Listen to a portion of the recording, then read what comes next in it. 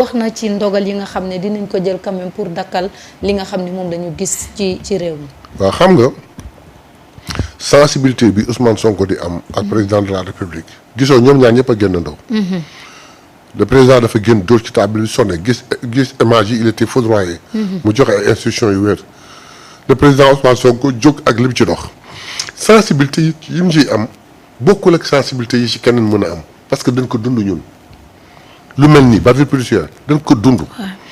donc président dóor ci taabal ji déjà c'était excellent pour wane daal la plus haute autorité du pays vraiment lii il faut mu jeex. deuxièmement le premier ministre man barkaati démb j'étais là-bas ñu koy xaar mais il y a eu un contretemps man ak la députée Fatou mais malheureusement après mu am un contretemps. hier j'étais trop pris moo tax dem ma mu rafet bu dem masawu jaale bokk ak naqar bi njaboot gi. mais dans sa déclaration il y a des choses très importantes.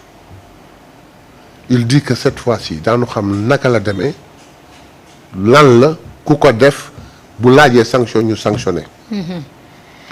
mais aussi dafa ñeewantal soit de l'ordre yi en disant que lii di am di répété wu rek mais est-ce que du formation bay sooxe léegi il va aller jusqu'à la source jusqu'à la formation bi ñu revoir que proposer ba benn stratégie de formation boo xam ne dina mën a tax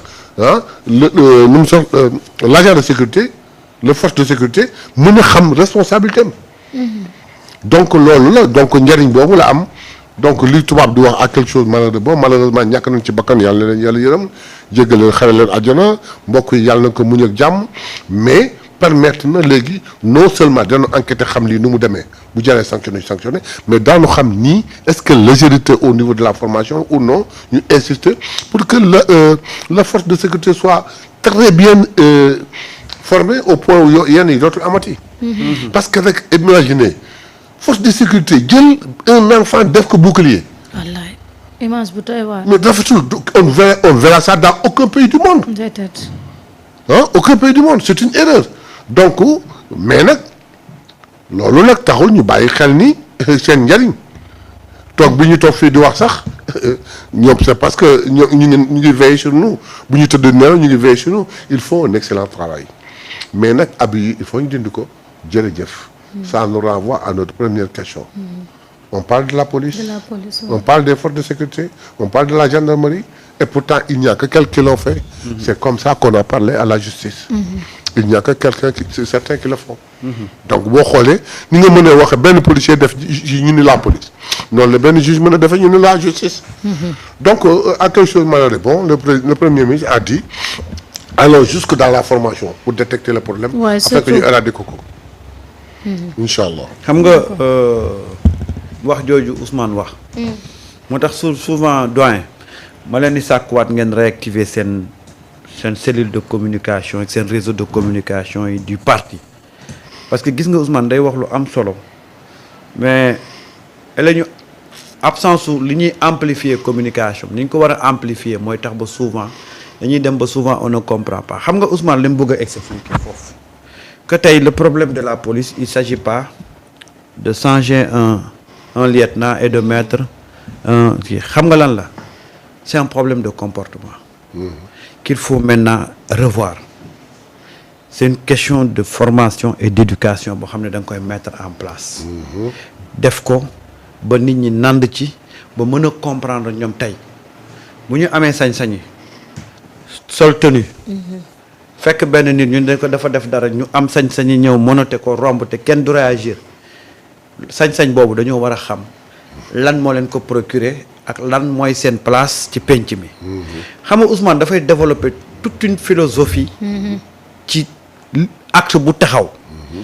philosophie boobu tooy parti bi am na tey ay leviers yu muy yor moom mooy jël loolu wasaare ko ci penc ba nit ñi comprendre quand Ousmane parle.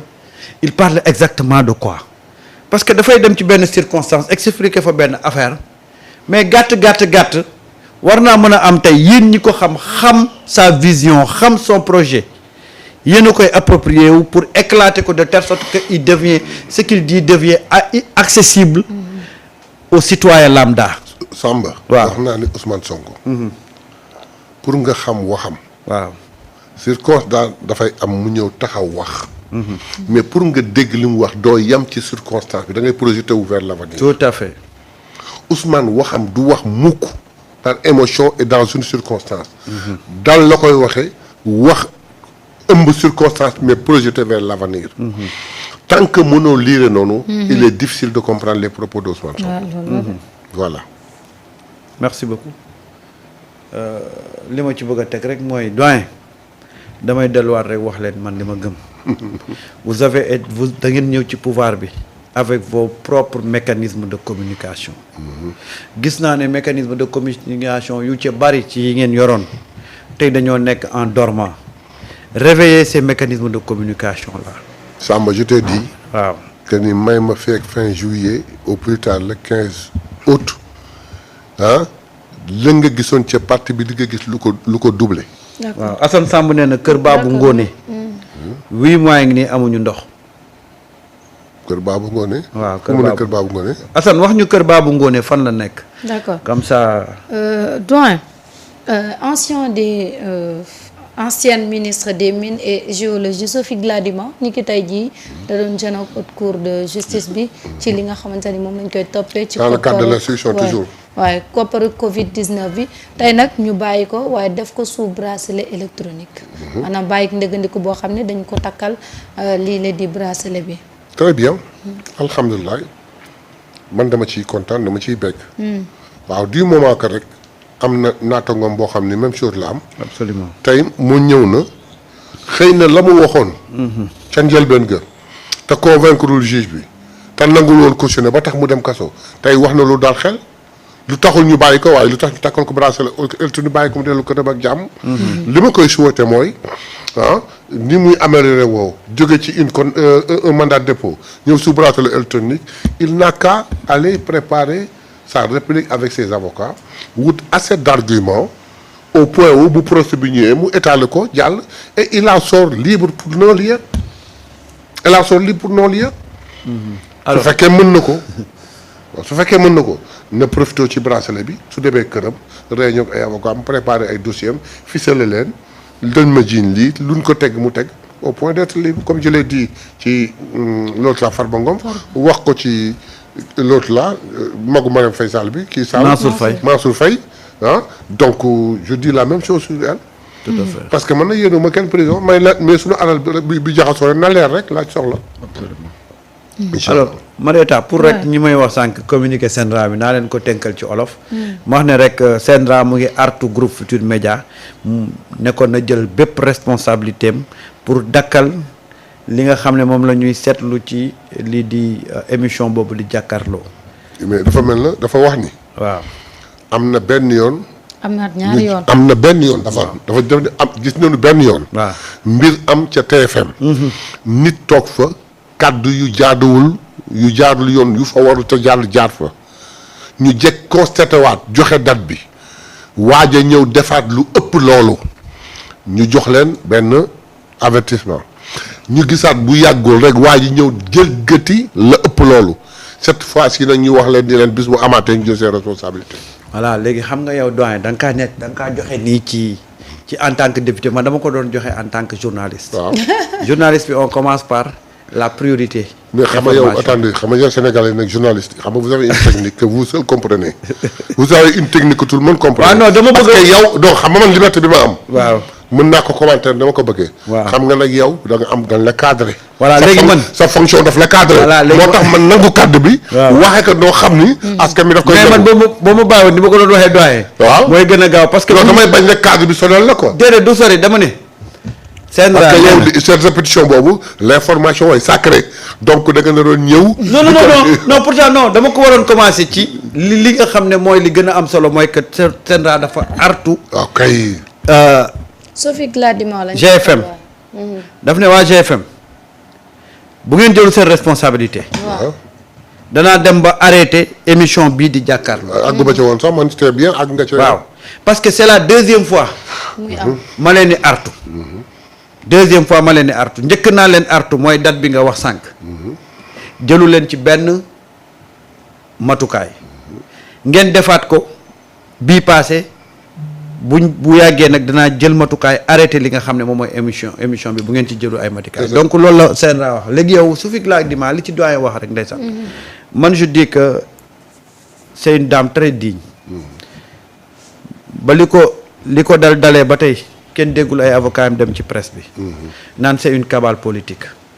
kenn gisooloo benn papier bu ñu bind def ko ci presse bi di wax elle a vécu séjour carcéral dans la dignité. wax ay avocat am ñu continuer la procédure. avocat yi continuer la procédure ba tey mu am li nga xam ne rek moom mooy liberté provisoire ñu jox ko takkal ko bracelet électronique noonu mu ko jàppee loolu laa koy ñaanal mu continuer ko ba keroog ñu koy setal wala bu fekkee ne dafa am lu mu war a fay warloo ko ak état mu def ko mais man je trouve que c'est une femme très digne. qui a vécu cette épreuve là avec dignité. Contrairement nag ak ñi nga xam ne non seulement ay góor lañ jël lu ëpp fuuf lañ ne ñoom moom la ñu jël ëpp fuuf li kii jël ñoom ñoo fi nekk chaque semaine ñu commandité benn papier ci presse bi. pour rek yaakaar ne mën nañoo def benn pression pour que ñu génne leen. loolu sax seen tour a ngi ñëw te. voilà personne n'échappera à cette réduction. moo tax vraiment képp wax naa ko fii ñoo ko diggee. képp koo xam ne sax nga alalu askan bi te moomoo ko doo ko wanaasu di nga ko yàbbi. ku mu mën doon nag. waaw. bëgg a yéex de yàbbi bi. moom Kër Babou Ngoné mu ne fan la nekk département de Linguère commune de Thiamène Pass. département Linguère commune de Thiamène. Pass waaw wax ne ko su ma jógee léegi rek incha allah dinaa ci mën a waxtaan ak képp ku ma ci mën a waxal pour seet ba xam lan. yàlla na fa yàlla indi ndox lu mu gën a gaawee. waaw incha allah su ma génnee fii rek dinaa ci wax ak ku ma ci mën a waxal. non Kër Babou Ngoné nee na mu ngi département de. Linguère. département de Nioro la. département de Nioro. waaw moom kon diggante Linguère ak Nioro soo yoon bi. non xaw ma. département de Nioro. waaw Nioro. waaw. donc voilà. bu Kër Babou ñëwee